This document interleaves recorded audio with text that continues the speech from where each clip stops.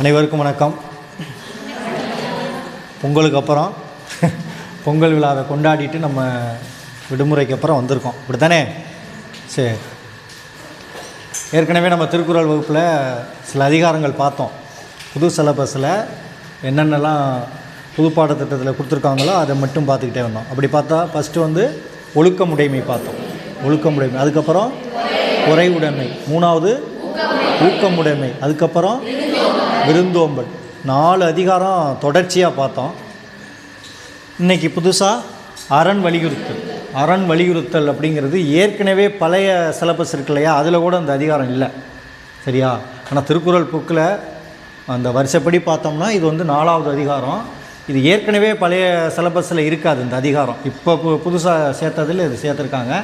அதனால் இதுக்கு முக்கியத்துவம் கொடுக்கலாம் அப்படின்னு நம்ம எதிர்பார்க்கலாம், சரியா? அரண் வலியுறுத்தல் இப்போவும் நமக்கு ஒன்றும் புதுசாக திருக்குறள்லேருந்து நேரடியாக எடுத்து வச்சல. 6வது புத்தகம் இருக்கு இல்லையா, 6th ஸ்டாண்டர்டில் 6வதுல 3வது யூனிட்டில் பார்த்தீங்கன்னா இந்த அதிகாரம் இருக்கும்.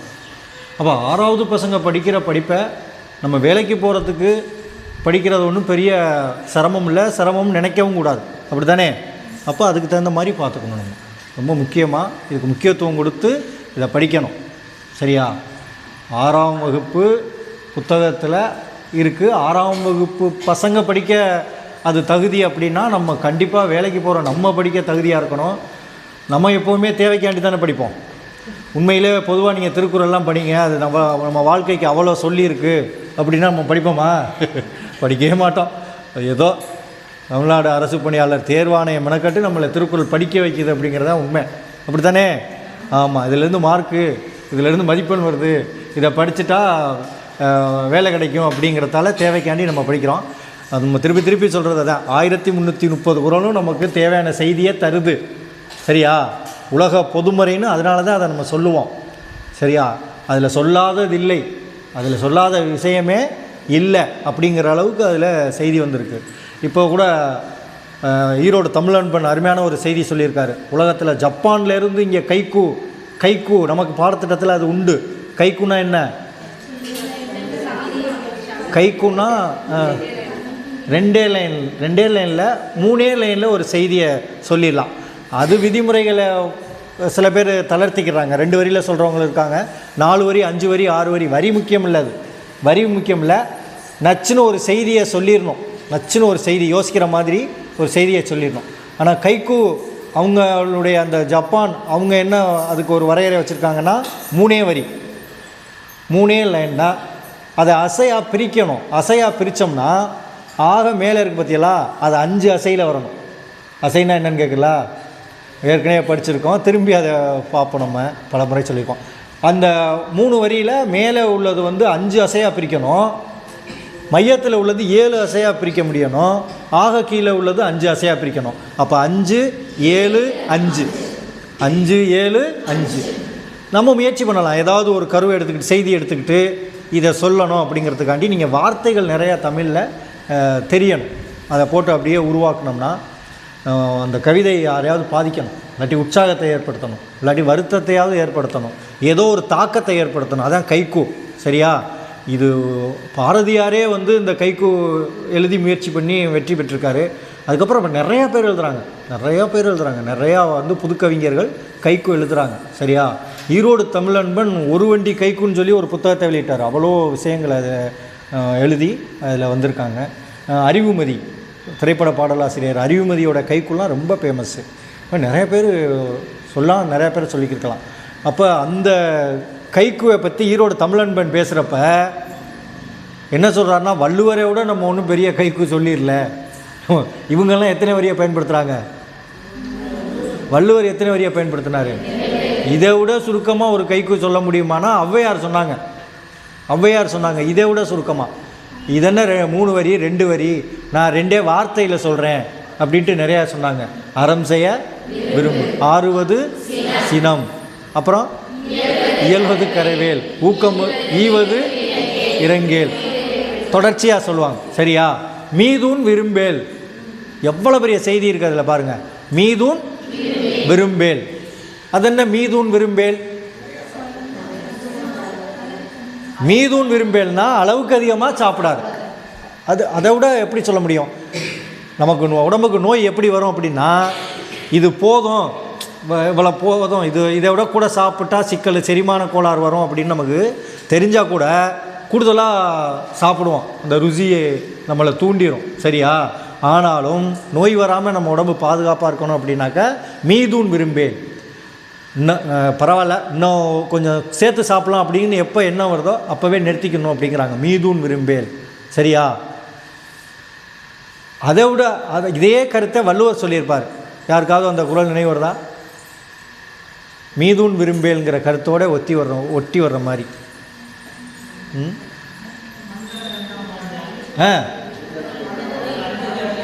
ஒன்றும் கேட்கல. சிறப்பு சிறப்பு சிறப்பு.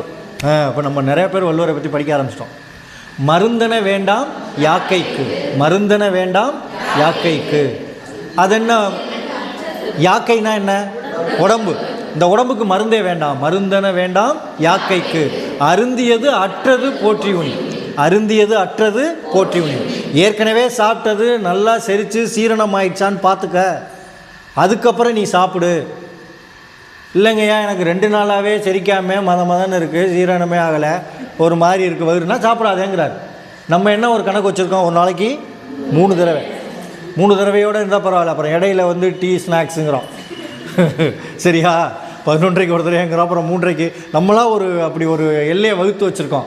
அதெல்லாம் வேண்டவே வேண்டாங்கிறாங்க. சரியா? எனக்கு 3 நாளைக்கு ஒரு தடவை தான் பசிக்குதுன்னா அப்போ மட்டும் சாப்பிடுங்கிறாரு. யார்? நான் இல்லை, வள்ளுவர் சொல்கிறார். 3 நாளைக்கு ஒரு தடவை தான் சாப்பிடுது, எனக்கு அப்படி தான் சீரணமாகுது, என் உடம்பு அப்படி தான் ஏற்றுக்கிறது அப்படின்னா உடம்பு நமக்கு சொல்லிடும். உடம்பு எல்லாமே சொல்லும், நம்ம தான் கேட்குறதில்ல. சோர்வாக இருக்குது, ஓய்வெடுன்னு அது சொல்லும். அப்போ தான் நமக்கு ரெஸ்க் எடுத்துக்கிட்டு ஏதாவது ஒரு வேலையை இழுத்து போட்டு செஞ்சுக்கிருப்போம். சரியா? தூக்கம் வருதுன்னு உடம்பு சொல்லும். நாளைக்கு டெஸ்ட் இருக்கே, எப்படியாவது படிக்கணும். நம்ம படிக்கிற நேரத்தில் ஒழுங்காக படிச்சிருக்க மாட்டோம், அப்போ தூங்கியிருப்போம், அரைவரையாக தூங்கிக்கிட்டே இருப்போம். அதான் நம்ம படிக்கிற நேரத்தில் முழுசாக படிக்கணும். தூங்குகிற நேரத்தில் நல்லாவே தூங்கிடணும். 6 மணி நேரம் சொல்கிறாங்க. ஒரு 5 மணி நேரம் தூங்கினா கூட நம்ம உடம்புக்கு போதும். ஆனாலும் அதை முழுமையாக தூங்குறோமா அப்படின்னு பார்க்கணும். சாப்பிட்றப்ப சரியாக சாப்பிட்டுக்கணும், தேவையான அளவு சாப்பிட்டுக்கணும். எல்லாமே ஒரு அரைவரையாக செஞ்சுக்கிட்டே போனால் அப்படி தான் போயிட்டே இருக்கும். சரியா? அதை தான் வள்ளுவர் சொல்கிறார். மருந்தன வேண்டாம் யாக்கைக்கு, அருந்தியது அற்றது போற்றி உணின். நம்ம உடம்புக்கு மருந்தே வேண்டாம். எப்போ வேண்டாம் அப்படின்னா, ஏற்கனவே சாப்பிட்டது செரிச்சிருச்சான்னு பாரு, செரித்து நல்லா சீரணமாகி கழிவெல்லாம் அகற்றப்பட்டதான்னு பாரு, அதுக்கப்புறம் நீ சாப்பிட போ. சரியா? நேற்று சாப்பிட்டேன் சார், மந்தமாக இருந்துச்சு, அப்புறம் டைம் வந்துருச்சு, சாப்பாடு டைம், மறுபடியும் சாப்பிட்டேன், இப்போ காலையில் வேறு விட்டுறக்கூடாதுன்ட்டு சாப்பிட்டு வச்சுருக்கேன், இப்போ மதியமும் சாப்பிட்ணும் அப்படின்னா அதுதான் நோய்க்கு அடிப்படை அப்படின்னு சொல்கிறார். யார்? திருவள்ளுவர். இது மிகச்சிறந்த கைக்கு தானே. இது எவ்வளோ பெரிய செய்தியை 2 வரியில் 1.25 அடின்னு சொல்லாத, அப்படி தான் சொல்கிறாங்க. இதை விட சுருக்கமாக 2 வார்த்தையில் அவ்வை சொல்லிட்டாங்க இதே கருத்தை. மீதூன் விரும்பேல், நிறையா சாப்பிட ஆசைப்படாத அப்படிங்கிறாங்க. சரியா? அவ்வளோ பெரிய கைக்கு எழுதுன ஈரோடு தமிழன்பனே என்ன சொல்கிறாரு? வள்ளுவர் சிறந்த கைக்கு கவிஞர்னு சொல்லிட்டார். சரியா? எப்படி பார்த்தாலும் வள்ளுவர் வழிக்கு வருவார். சரியா? இப்போ இவ்வளோ சொன்ன 4 அதிகாரம் ஏற்கனவே பார்த்தோம். இப்போ 5வது அதிகாரம், ஆனால் திருக்குறளில் 4வது அதிகாரம் அரண் வலியுறுத்தல் அப்படிங்கிறத பற்றி நம்ம பார்ப்போம். அது என்ன அரண்? அரண் அப்படிங்கிறத நம்ம எப்படி புரிஞ்சுக்கிற முடியாத அளவுக்கு அது ஒன்றும் பெரிய வேறு மொழி வார்த்தை இல்லை. ஆனால் நமக்கு அது சிரமமாக இருக்குது அப்படின்னா நம்ம வழிக்கு அதை என்ன எப்படி பயன்படுத்திக்கலாம் அப்படின்னா, அரண்னா அடுத்தவருக்கு உதவி செய்கிறது. நம்ம சில பேர் தர்மம் செய்கிறது அப்படிம்பாங்க. சரியா? அடுத்தவருக்கு உதவி செய்தல், தன்னுடைய வாழ்க்கையை நேர்மையாக வச்சுக்கிறது, யாருக்கும் தீங்கு தராமல் இருக்கிறது, அடுத்தவருக்கு எப்போவுமே பயன்படுறதா இருக்குது, உதவி செய்கிறதா இருக்குது. அதுதான் என்னது? அரண் வலியுறுத்தல் அப்படிங்கிற அதிகாரம். சரியா? இந்த 10 திருக்குறளையும் இந்த அந்த அறத்தினுடைய அந்த சிறப்பையும், அது எப்படிலாம் இருக்கணும், என்னெல்லாம் நன்மை தரும் அப்படிங்கிறத பற்றி அருமையாக சொல்லியிருக்காரு. முதல் திருக்குறள் 31வது திருக்குறள், சிறப்பு ஈனும் செல்வமும் ஈனும் அறத்தினூங்கு. இந்த இடத்துல புரியாத வார்த்தைகளை முதல்ல நல்லா தெரிஞ்சுக்கிட்டோம் அப்படின்னா அந்த திருக்குறள் பொருளே நமக்கு புரிஞ்சிடும். இந்த அறத்தினூங்கு அப்படிங்கிறது கொஞ்சம் புது வார்த்தையாக இருக்கும் நமக்கு, அப்படித்தானே? சிறப்பு ஈனும் செல்வமும் ஈனும். சிறப்பு ஈனும், சிறப்புங்கிறது ஒன்றும் பெரிய இது இல்லை, சிறப்பு. சரியா? சிறப்பு ஈனும் நல்லதை தரும், செல்வமும் தரும். ஈனும்னா தரும். அறத்தினூங்கு ஆக்கம் எவனோ உயிர்க்கு. அறத்தை விட, அறத்தினூங்கு அப்படின்னா அறத்தை விட. இது உச்சரிக்க சிரமமாக இருக்குது அப்படின்னா நீங்கள் இதை மறைச்சிட்டு கூட நீங்கள் உச்சரிங்க. அதே மாதிரி தான் அறத்தினூங்குன்னு வந்துடும். சரியா? அறத்தினூங்கு எல்லா உச்சரிப்பும் அப்படி தான் இருக்கும். அறத்தினூங்கு. அப்போ சிறப்பையும் தரும், செல்வத்தையும் தரும். அறத்தினூங்கு ஆக்கம் எவனோ உயிர்க்கு. உயிர்க்கு அப்படின்னா அனைவருக்கும், அல்லாட்டி அனைத்து உயிர்களுக்கும். அதாவது அறம் அப்படிங்கிறது சிறப்பை தரும், செல்வத்தையும் தரும். சிறப்பை தரும், செல்வத்தையும் தரும். எது? அறம். அறம் சிறப்பையும் தரும், செல்வத்தையும் தரும். எனவே அனைத்து உயிர்களுக்கும் அதைவிட பெரிய பயனளிக்கக்கூடியது ஒன்றுமே இல்லை. சரியா? அப்போ அதனுடைய உயர்வை சொல்கிறார், அறத்தினுடைய உயர்வை சொல்கிறார். அதாவது சிறப்பையும் தரக்கூடியது, செல்வத்தையும் தரக்கூடியது. எனவே அறத்தை விட பெரியது ஒன்று இல்லை. இருக்கா அப்படின்னு கேட்குறார் அவர். இந்த குறளை கேள்வியாக தான் வைக்கிறார். இங்கே பாருங்கள், சிறப்பு ஈனும் செல்வமும் ஈனும் அறத்தினூங்கு ஆக்கம் எவனோ உயிர்க்கு. அதாவது சிறப்பையும் கொடுக்கக்கூடிய, செல்வத்தையும் கொடுக்கக்கூடிய அறத்தை விட பெரியது இந்த உலகத்தில் இருக்கா? எந்த உயிருக்காவது இருக்கா? அப்படி ஒன்று இருக்கா அப்படின்னு கேட்குறார். இது புரியுதான்னு பாருங்கள். சிறப்பு ஈனும் செல்வமும் ஈனும் அறத்தினூங்கு ஆக்கமும் எவனோ உயிர்க்கு. தனித்தனியாக பொருள் பார்த்துறாங்க. எவனோ உயிருக்குன்னா அப்படி பார்த்துக்கிறாங்க. இப்போ அப்படி பார்த்துடக்கூடாது. எவனோ உயிருக்குன்னா அறத்தை விட பெரிய சிறப்பை தருவது, ஆக்கம்னா உயர்வு. இந்த இடத்துல அறத்தை விட உயர்வு தருவது எதுவும் இல்லை. எல்லா உயிர்களுக்குமே அப்படித்தான். சரியா? அப்போ சிறப்பையும் தரக்கூடிய, செல்வத்தையும் தரக்கூடிய அறத்தை விட பெரிய ஒன்று இந்த உயிர்களுக்கு இல்லை. சரியா? அது அதனுடைய சிறப்பாக சொல்கிறார். அடுத்த குறளை பார்க்குறோம். அறத்தினூங்கு ஆக்கமும் இல்லை. அறத்தினூங்கு ஆக்கமும் இல்லை, அதனை மறத்தலின் ஊங்கில்லை கேடு. அறத்தினூங்கு ஆக்கமும் இல்லை, அதனை மறத்தலின் ஊங்கில்லை கேடு. இந்த ஊங்குன்னா ஒன்றும் இல்லை, அதை விட அந்த பாருங்க, அறத்தை விட அதாவது அறத்தினூங்கு ஆக்கமும் இல்லை. அறத்தினூங்கு ஆக்கம் இல்லை. அறம் செய்வதை விட பெரிய செயல் ஒன்று இல்லை. அறத்தை விட பெரிய வளர்ச்சி இல்லை. அறத்தை விட பெரிய சிறப்பான ஒரு செய்தி இல்லை. அது மாதிரி அதனை மறத்தலின் ஊங்கில்லை கேடு. அறம் செய்வதை விட சிறப்பான ஒரு செயல் வேறு எதுவும் இல்லை. அது மாதிரி அந்த அறத்தை மறக்கிறதை விட பெரிய கேடு இல்லை. ரெண்டு சொல்கிறாரு. அறத்தை செய்கிறத்தால என்ன, அறத்தை மறக்கிறதால என்ன அப்படின்னு சொல்கிறார். புரியுதான்னு பாருங்கள். அறத்தினூங்கு ஆக்கமும் இல்லை. இத்தோட நிறுத்திக்கிட்டு படிக்கணும். அறத்தினூங்கு ஆக்கமும் இல்லை. அறத்தை விட பெரிய சிறந்த உயர்வு வேறு எதுவும் இல்லை. சரியா? அதனை மறத்தலின் ஊங்கில்லை கேடு. அதனை மறத்தலின் ஊங்கில்லை கேடு. அந்த அறத்தை மறக்கிற மாதிரி வேற கேடு எதுவும் இல்லை. சரியா? உயர்வையும் சொல்கிறாரு, தாழ்வையும் சொல்கிறார். சரியா? அறம் உயர்வை தரும். அந்த அறம் செய்கிறத மறந்துட்டு அறமே செய்யாமல் இருந்தால் கேடை தரும். இது புரியுதானே? அடுத்த குறளுக்கு வாங்க. ஒள்ளும் வகையான் அறவினை. ஒள்ளும் வகையான் அறவினை ஓவாதே செல்லும் வாயெல்லாம் செயல். ஒள்ளும் வகையான் அறவினை ஓவாதே செல்லும் வாயெல்லாம் செயல். எப்பெல்லாம் வாய்ப்பு கிடைக்குதோ அப்போல்லாம் என்ன செய்ய சொல்கிறாரு? அறவினை. ஒள்ளும் வகையான் அறவினை ஓவாதே, தொடர்ந்து செல்லும் வாயெல்லாம் செயல். இது ஒவ்வொன்றா வாயெல்லாம் அப்படின்லாம் பார்த்துக்கிருக்காதீங்க. அந்த வழி, அந்த அறம் செய்யக்கூடிய வழி நமக்கு எப்பெல்லாம் கிடைக்குதோ அப்போல்லாம் தொடர்ந்து செஞ்சுருங்க அப்படிங்கிறார். சும்மா ஒரு கட்டளை மாதிரி சொல்கிறார். ஒள்ளும் வகையான் அறவினை, அந்த அறம் செய்யக்கூடிய தன்மை, அறம் செய்யக்கூடிய வழி, செல்லும் வாயெல்லாம் செயல். எப்பெல்லாம் வாய்ப்பு கிடைக்குதோ அப்பெல்லாம் அறம் செய்ய வேண்டும் அப்படிங்கிற ஒரு ஸ்டேட்மெண்ட், ஒரு செய்தியை சொல்கிறார் இந்த குறளில். மனத்துக்கண் மாசிலன் ஆதல். மனத்துக்கண் மாசிலன் ஆதல் அனைத்து அரண் ஆகுல நீர பிற. மனத்துக்கண் மாசிலன், இதை பிரித்து மனத்துக்கண் மாசிலன் ஆதல் அனைத்து அரண் ஆகுல நீர பிற அப்படி படிக்கணும். மனத்துக்கண் மாசிலன்னா மனதில் மாசுனா குற்றம். மனதில் குற்றமில்லாமல் இருப்பது தான் அறம். சரியா? மனத்துக்கண் மாசிலன் ஆதல் அனைத்தரன் ஆகுல நீர பிற. அதாவது அரண்கிறதே சுருக்கமாக சொன்னால் மனசில் மாசு இருக்கக்கூடாது. சில பேர் வெளியில் வந்து ரொம்ப நடிப்பாங்க, ஆனால் மனதுக்குள்ளே கெட்ட எண்ணங்கள் இருக்கும், கேடு செய்கிறதே அவங்களுக்கு நோக்கமாக இருக்கும். ஆனால் வெளியில் வந்து ரொம்ப நடிப்பாக இருக்கும், ரொம்ப நல்லவங்க மாதிரி நிறையா பேரை பார்க்குறோம் நம்ம. சரி, அந்த மாதிரி இருந்தால் அதுக்கு பேர் அறம் அல்ல. அப்போ என்ன சுருக்கமாக சொல்கிறாரு? மனத்துக்கண் மாசிலன். மனத்துக்கண் மாசிலன், மனசில் வந்து மாசு இல்லாமல் இருக்கிறதே அரண் தான். அப்படி இல்லைன்னா அனைத்து அரண்.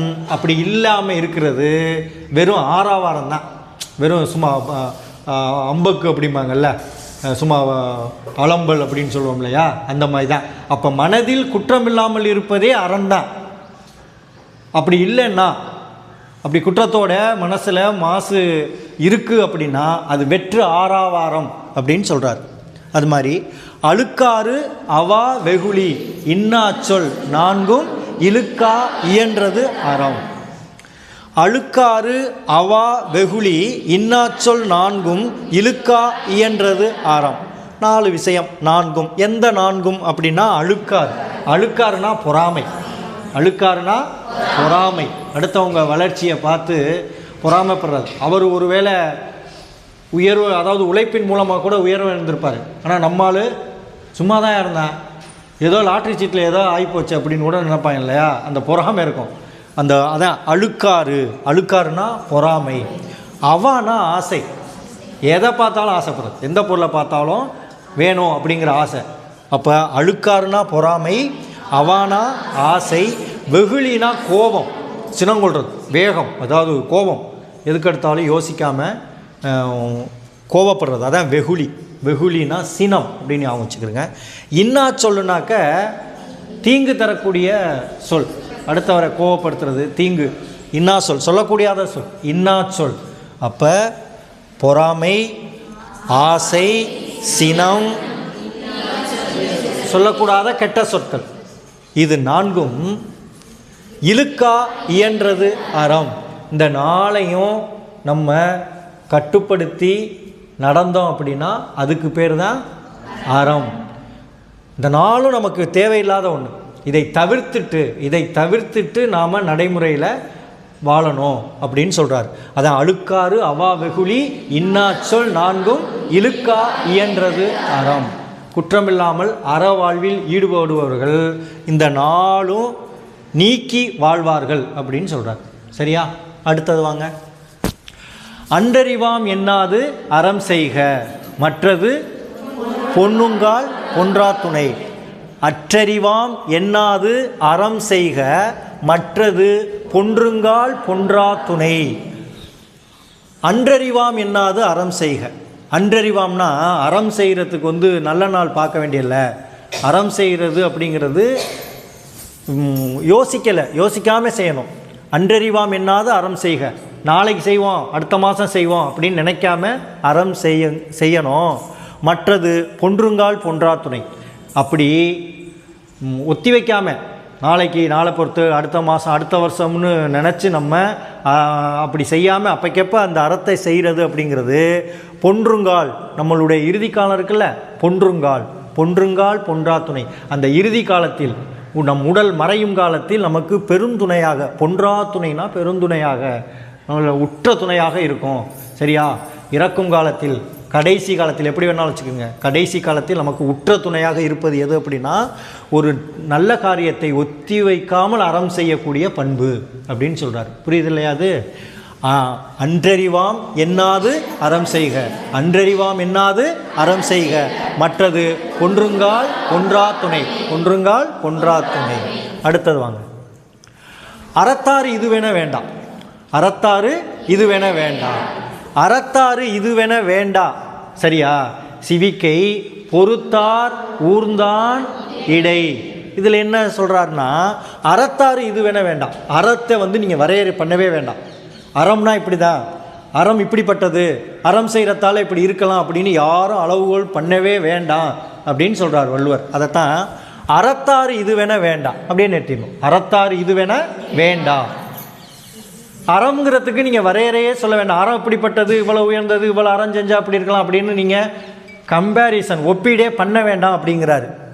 சிவிகை பொறுத்தானோடு ஊர்ந்தான் இடை. சிவிகை பொறுத்தானோடு ஊர்ந்தான் இடை. சிவிகைனா பல்லக்கு. சிவிகைனா என்ன? பல்லக்கு. கேட்கலாம், சிவிகை அப்படின்னா பல்லக்கு. இப்படி தானே கேள்வி வரப்போகுது. அறிஞ்சொரு பொருள் அப்படிங்கிறோம். திருக்குறளில் ஒரு சொல்ல எடுத்து இதுக்கு பொருள் என்ன அப்படின்னு கூட கேட்கலாம் இல்லையா? இப்போ கூட நாளைக்கு நடக்கிறது, இல்லாட்டி மதியம் நடக்கிற மதியம் இல்லை, நாளைக்கு நடக்கிற தேர்வில் கூட ஒரு வினா எடுத்து வச்சுருக்கோம். பழைய திருக்குறள்லேருந்து ஒரு சொல்ல எடுத்து போட்டு இதுக்கு பொருள் என்ன அப்படின்னு வரும். அப்போ ஏற்கனவே படித்த 4 அதிகாரமும் நீங்கள் தரவாக இருந்தால், தெளிவாக படிச்சிருந்தால் அந்த அந்த ஒரு கேள்விக்கு நான் எதிர்பார்க்குறேன் எத்தனை பேர் எழுத முடியும்னு. ஏன்னா திருக்குறளை நடத்த படிக்கிறாங்களான்னு தெரிஞ்சு போயிடும். 4 அதிகாரம் படித்தோம்ல, 40 குறள் ஆச்சா? அதில் ஏதோ ஒரு வார்த்தையை எடுத்து போட்டு இதனுடைய பொருள் என்னன்னு கேட்டிருப்போம். அது எழுத முடியுதான்னு பார்க்கணும். அப்போ இது அடுத்த தேர்வுக்கு என்ன பண்ண போகிறோம்? சிவிகைனா என்னன்னு கேட்க போகிறோம். இதை தானே டிஎன்பிசிக்காரன்னு கேட்க போகிறான். சிவிகை அப்படின்னா பல்லக்கு. பொருள் முக்கியம், சரியா? திருக்குறள் பொருளோடு படிக்கணும். சும்மா மனப்பாடம் பண்ணுறோம் அப்படிங்கிறதெல்லாம் வீண். சரி, அப்போ அறத்தார் இதுவென வேண்டா, சிவிகை பொறுத்தானோடு ஊர்ந்தான் இடை. சிவிகைனா பல்லக்கு. பொறுத்தானோடு அப்படின்னா அந்த பல்லக்கை தூக்கிட்டு போகிறான் பாருங்கள் கீழேன்னு, அதான் பொறுத்தானோடு. பொறுமையாக அப்படியே தூக்கிட்டு சுமையை தூக்கிட்டு போகிறது தான் இங்கே பொறுத்தானோடு அப்படின்னு சொல்கிறார். பொறுத்தானோடு அந்த பல்லக்கை தூக்கி செல்பவர் தான் பொறுத்தானோடு. அவரோடு ஊர்ந்தான் இடை. ஊர்ந்தான் அப்படின்னா அந்த பல்லக்கு மேலே இருக்கார் இல்லையா, அவர். அந்த பல்லக்கு மேலே இருக்கிறவர் தான் என்னது? ஊர்ந்தான் இடை. இந்த 2 பேருக்கு இடையில் உள்ள அந்த அறத்தை பற்றி நம்ம அளவிட வேண்டிய அவசியம் இல்லை அப்படிங்கிறாரு. அதுதான் அறத்தாறு இதுவென வேண்டா. அறத்தாறு இதுவென வேண்டா, சிவிகை பொறுத்தானோடு ஊர்ந்தான் இடை. அப்போ பல்லக்கை தூக்கி சென்று கொண்டிருக்கக்கூடிய அவருக்கும் பல்லக்கில் உட்கார்ந்திருப்பவருக்கும் இடைப்பட்டது. அவர் உட்கார்ந்துருக்கத்தால் பெரிய அரணை செஞ்சாரோ அப்படின்னும், தூக்கிட்டு போகிறவர் ரொம்ப குறைவான அரணை செஞ்சார்னும் நம்ம என்றைக்கும் சொல்ல வேண்டாம். அன்னைக்கு நிலைமை அப்படி இருக்குது, அது எப்போ வேணும் மாறலாம். சரியா? ஒருத்தர் இந்த இவ்வளோ தூரம் அறத்தை செஞ்சத்தால் இப்படி இருக்கார். நீங்கள் இப்போ உள்ள காலகட்டத்தெல்லாம் நம்ம ஒப்பிட்டே பார்க்க வேண்டாம். அவன் என்ன சார் தர்மம் பண்ண, அவெல்லாம் காக்கி என்ன சொல்லுவாங்க, எச்சிக்கையில் காக்கையை விரட்ட மாட்டாங்க. அவன் எப்படி சார் இருக்கான், இப்படி இந்தளவுக்கு போயிட்டான் அப்படின்லாம் நம்ம நினைக்கலாம். ஆனால் அது நிரந்தரம்னா இல்லை. அப்படி அதுக்கு தான் சொல்கிறார் அவர். அறத்தாறு இது வேண்டாம். அறத்தை நீங்கள் யார்ட்டையும் ஒப்பிட வேண்டாம். பல்லாக்கை தூக்கிட்டு போகிறவன், அதில் உட்கார்ந்துருக்கிறவன், இதுக்கு இடைப்பட்ட அந்த தர்ம காரியத்தை பற்றியெல்லாம் நீங்கள் அதை பற்றி என்றைக்குமே நீங்கள் ஒப்பிடக்கூடாது அப்படின்னு சொல்கிறார். சரியா? அடுத்த குறளுக்கு வந்துடலாம். வீழ்நாள் படாமை நன்றாற்றின். வீழ்நாள் படாமை நன்றாற்றின். வீழ்நாள் படாமை நன்றாற்றின் அகுதொருவன் வாழ்நாள் வழியடக்குங்கள். வாழ்நாள் வழியடக்குங்கள். சரியா? இது இந்த முக்தி அடைதல்பாங்கல்ல. முக்தினா என்னன்னாக்கா அதிகபட்சமான வாழ்வினுடைய பெரிய பலன் முக்தி அப்படிம்பாங்க. ஆமாம், மோட்சம் நல்ல வார்த்தை தான். மோட்சம் அடைகிறது, அடுத்த பிறவி இருக்காது அப்படிம்பாங்க. இந்த இடத்துல வீழ்நாள் படாமை. வீழ்நாள்னாக்க நாட்களை வீணாக்குறது, டயத்தை வேஸ்ட் பண்ணாமன்னு சொல்கிறோம்ல, அதான் வீழ்நாள் படாமை நன்றாற்றின். நேரத்தை வீணடிக்காமல் உடனே நன்றாற்றின்னா தர்மம் செய்கிறது. சரியா? அறம் செய்கிறது. நன்றாற்றின் அப்படின்னா அறம் செய்கிறது. அப்போ வீழ்நாள் படாமை நன்றாற்றின் அகுதொருவன் வாழ்நாள் வழியடைக்கும் கல். ஒருவன் நேரத்தை வீணடிக்காமல் அறம் செய்வானானால் அவன் வழியடைக்கும் கல். இது முழுக்க ஒரே சொல்லம்னா அவன் மோட்சம் அடைவான், முக்தி அடைவான், மறுபிறப்பு இல்லாதிருப்பான் அப்படிங்கிறார். வீழ்நாள் படாமை நன்றாற்றின் அகுதொருவன் வாழ்நாள் வழியடைக்கும் கல். வாழ்நாள் வழியடைக்கும் கல்னாக்க அதை மோட்சத்தை அப்படி தான் சொல்கிறாங்க. அடுத்த பிறவின்னு ஒன்று இருக்குது, அது வேண்டியதில்லை, இந்த பிறவிலேயே மோட்சம் கிடச்சிரும் அப்படிங்கிறாங்க. அப்போ வாழ்நாள் வழியடைக்கும் கல்னா அடுத்த பிறவியை தடுக்கக்கூடிய மோட்சமே கிடைக்கும் அப்படிங்கிறார். பாருங்கள், எப்போ? வீழ்நாள் படாமை நன்றாற்றின். வீழ்நாள் படாமை நன்றாற்றினா நாட்களை வீணடிக்காமல் அரணை செய்தோமானால் வாழ்நாள் வழியடைக்கும் கல் மோட்சத்தை அடையலாம் அப்படின்னு சொல்கிறார். அடுத்து வாங்க. அறத்தான் வருவதே இன்பம், அறத்தான் வருவதே இன்பம், மற்றெல்லாம் புறத்த புகழும் இல. அறத்தான் வருவதே இன்பம், மற்றெல்லாம் புறத்த புகழும் இல. வள்ளுவர்கிட்ட போய் கேட்குறாங்க, இன்பம்னா என்ன, இன்பம்னா எப்படி கிடைக்கும் அப்படின்னா அவர் என்ன சொல்கிறாரு, அதுக்கு பதில் சொல்கிற மாதிரி தான் அந்த குறள் இருக்கும். அறத்தான் வருவதே இன்பம், அறம் செய்கிறதால வர்றதா இன்பம். சரியா? அறம் செய்வதால் வருவதே இன்பம். அப்படி மற்ற வழியில் கிடைக்கிற இன்பமெல்லாம் புறத்த புகழும் இல்லை, ஒரு புகழுக்கும் லாயக்கில்லாத அறந்தான் அது. ஒரு புகழுக்கும் வேலை இல்லாத இன்பம் தான் அது. இப்போ ரெண்டு வகையில் இன்பம் கிடைக்குதுன்னு வச்சுக்கிறோங்க. ஒரு இன்பம் அறம் செய்கிறதால வர்ற இன்பம், மகிழ்ச்சி. சரியா? ஒருத்தருக்கு நல்ல காரியம் பண்ணிட்டோம் அப்படிங்கிற மகிழ்ச்சி இருக்கு இல்லையா, அதுதான் இன்பம். வேறு வழியில் குறுக்கு வழியில் வர்ற இன்பமெல்லாம் மற்றெல்லாம் புறத்த புகழும் இல்லை, மற்ற வழியில் வரக்கூடிய இன்பம் அது இன்பமே இல்லை அப்படின்னு சொல்கிறார். அப்போ இன்பம் எப்படி வரும்? அறத்தான் வருவதே இன்பம், அறம் செய்வதால் வருவதே இன்பம். வேறு வழியில் வரக்கூடிய இன்பம் எல்லாம் ஒரு புகழுக்கும் வாய்ப்பில்லை, அது இன்பமே இல்லை அப்படிங்கிற மாதிரி சொல்கிறார். அறத்தான் வருவதே இன்பம், மற்றெல்லாம் புறத்த புகழும் இல. அடுத்த குறளுக்கு வாங்க. செயற்பாலதோறும் அரணே, செயற்பாலதோறும் அரணே, ஒருவருக்கு உயர்பாலதோறும் பழி. செயற்பாலதோறும் அரணே, ஒருவருக்கு உயர்பாலதோறும் பழி. செயற்பாலதோறும் அரணே அப்படின்னா செய்யத்தக்க வேண்டியது அரண். உறுதியாக 10வது திருக்குறள் என்ன சொல்கிறான்னு பாருங்கள். இவ்வளவெல்லாம் சொல்லி நீங்கள் கேட்காட்டியும் பரவாயில்ல, நான் சொல்கிறத இப்போவாவது கேளு. செய்யத்தக்கது எது? அரண். செய்யத்தக்கது அரண், செய்யக்கூடாதது பழி. சரியா? தீர்ப்பு சொல்கிற மாதிரி சொல்கிறார் 10வது குறளில். இங்கே பாருங்கள். செயற்பாலதோறும் அரணே, செய்ய வேண்டியது அரண் தான்.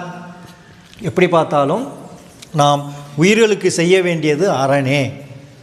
சரியா? ஒருவருக்கு உயர்பாலதோறும் பலி. இங்கே உயர்பால அப்படின்னா வேறு பொருள் பார்த்துறதைங்க.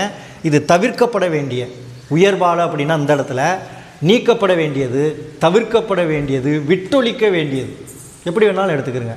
உயர்பாலதோறும், தோறும்லாம் சும்மா அசைச்சொல், அதோடு சேர்ந்து வர்ற அசைச்சொல், இதுக்குன்னு தனியாக ஒன்றும் பொருள் வராது. செயற்பாலதோறும் அரணே, செய்ய வேண்டியது என்ன? அறச்செயல். செய்ய வேண்டியது செயற்பாலதோறும் அரணே, ஒருவர்க்கு உயர்பாலதோறும் பழி. விட்டொழிக்க வேண்டியது பழி. பழினா என்ன? பழிச்சொல் சொல்கிறது தீய செயல், தீச்செயல் அப்படிம்பாங்க. தீய செயல், தீச்செயல் அப்படிங்கிறதான் பழி. சரியா? அப்போ செயற்பாலதோறும் அரணே, ஒருவருக்கு உயர்பாலதோறும் பழி.